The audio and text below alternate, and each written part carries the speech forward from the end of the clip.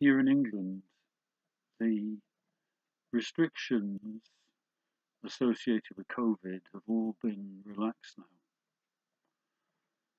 But of course, COVID is still with us. But it's come to a time where I've looked back over the 2 years of lockdown and the different things that has meant. And there are two things that stay with me that I would say come out of that time. And the first is to do with the link between our hearts and our brains. Now, what I'm going to say is, in one sense, spiritual, and I shall quote some scripture, but it could just as well apply to anybody, whether they believe in God or not. Anyway, here we go. I'm going to read from Psalm 86. Teach me your way, O Lord, and I will walk in your truth. Give me an undivided heart. That was the prayer of the psalmist. And I believe that there is a very, very deep spiritual truth in that can make a huge difference to our personal well-being, to our relationship with the Father, and also to seeing miracles and prayers get answered. Take, say, the teaching of Jesus in Mark 11. This is Mark 11, verse 23. I tell you the truth, says Jesus, if anyone does not doubt in his heart, but believes that what he says will happen, it will be done for him. Notice it says, if anyone. I know it says him, which is not very PC, but of course it can apply to anyone of any gender. The point is believing that what you say will happen and not doubting in your heart. So the heart is important. And I believe this lies behind that prayer of the psalmist saying, give me an undivided heart. Well, I believe there are things that we can do that will help us towards that kind of heart unity that will bring us peace, I believe, will bring us well-being, and can open up spiritual doors as well.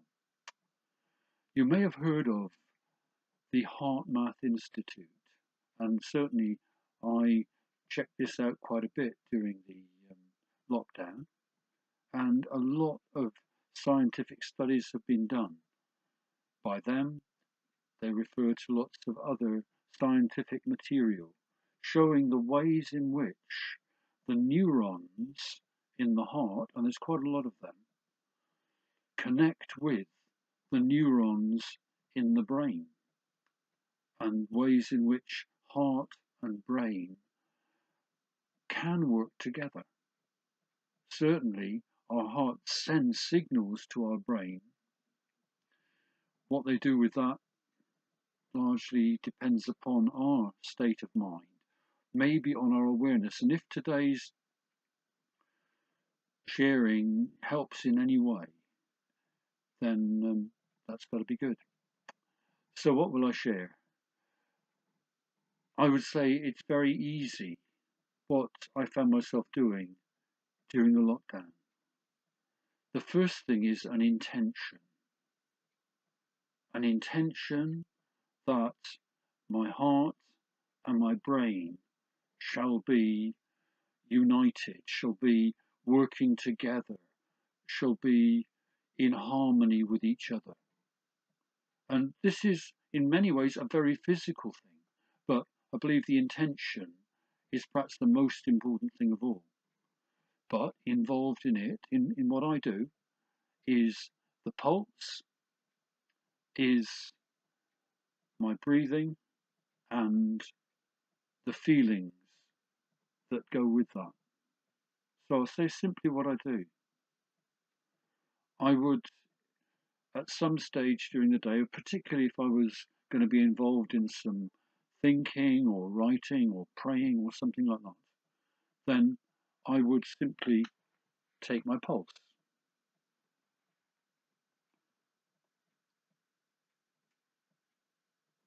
put my finger where I can feel my pulse.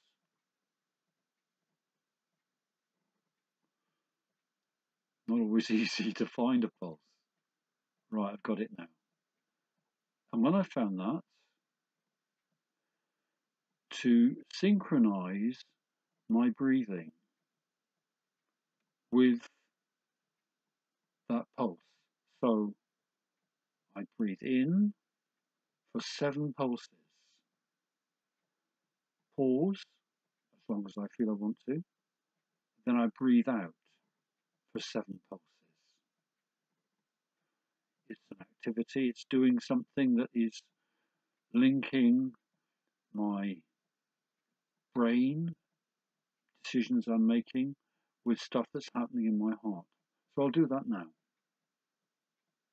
1, 2, 3, 4, 5, 6, 7.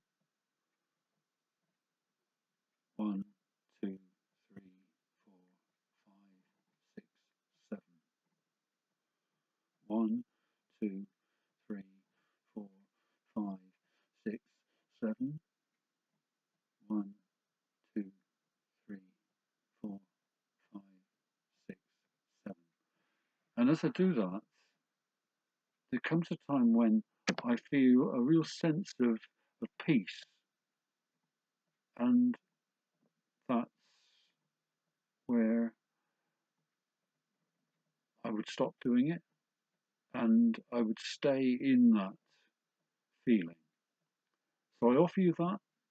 One of the things that I started doing during the lockdown that's personal to me, you may have a personal way for yourself, but I do believe that if you've never done this before, that deliberately, intentionally letting your heart and your brain be in harmony with each other, in tune with each other, letting the frequencies join up, that will bring about well-being for you, and maybe all sorts of results that you never imagined or I never thought of. Thanks for listening anyway. I'm going to do another one of these on another matter to do with